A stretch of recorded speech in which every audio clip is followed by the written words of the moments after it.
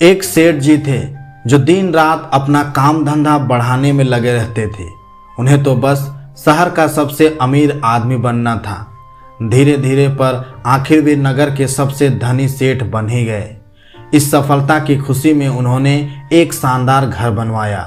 गृह प्रवेश के दिन उन्होंने एक बहुत शानदार पार्टी का आयोजन किया।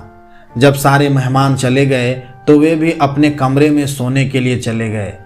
थकान से चूर जैसे ही बिस्तर पर लेटे एक आवाज़ उन्हें सुनाई पड़ी, मैं तुम्हारी आत्मा हूँ और अब मैं तुम्हारा शरीर छोड़कर जा रही हूँ। सेठ घबरा कर बोले, अरे तुम ऐसा नहीं कर सकती, तुम्हारे बिना तो मैं मर ही जाऊंगा। देखो, मैंने वर्षों के तनतोड़ परिश्रम के बाद यह सफलता अर्जित की है। अब जाकर इस सफलता को आमोद प्रमोद से भोगने का अवसर आया है।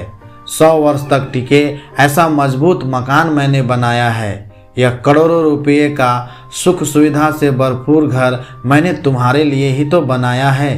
तुम यहाँ से मत जाओ।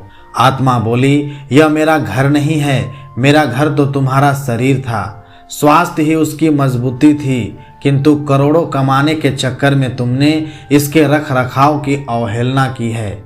मौज शौक के कबाड़ तो भरता रहा, पर मजबूत बनाने पर किंचित भी ध्यान नहीं दिया। तुम्हारी गैर जिम्मेदारी ने इस अमूल्य तन का नाशी कर डाला है। आत्मा ने स्पष्ट करते हुए कहा, अब इसे ब्लड प्रेशर, डायबिटीज, थायराइड, मोटापा, कमर दर्द जैसी बीमारियों ने घेर लिया है। तुम ठीक से चल नहीं पाते, रात को तुम्हें नींद नहीं आती, तुम्हारा दिल भी कमजोर हो चुका है। तनाव के कारण न जाने और कितनी बीमारियों का घर बन चुका है। ये तुम्हारा शरीर है। अब तुम ही बताओ, क्या तुम किसी ऐसे जर्जरित घर में रहना चाहोगे जिसके चारों ओर कमजोर व सुरक्षित दीवारें हों, जिसका ढांचा चरमरा गया हो, फर्नीचर को दीमक खा रही हो, प्लास्टर और रंग रोगन उड़ चुका हो, ढंग से सफाई तक नहीं होती हो, यहाँ वहाँ गंदगी पड़ी रहती हो, जिसकी छत टपक रही हो, जिसके खिड़की दरवाजे टूटे हो? क्या रहना चाहोगे ऐसे घर में? नहीं रहना चाहोगे ना, इसलिए मैं भी ऐसे आवास में नहीं रह सकती। सेठ पश्चाताप मिश्रित भय से कांप उठे। अब तो आत्मा को रोकने का ना तो सामर्थ्य और ना ही साहस सेठ में बचा था। एक गहरी श्वास छोड़ते हुए आत्मा सेठ जी के शरीर से निकल पड़ी।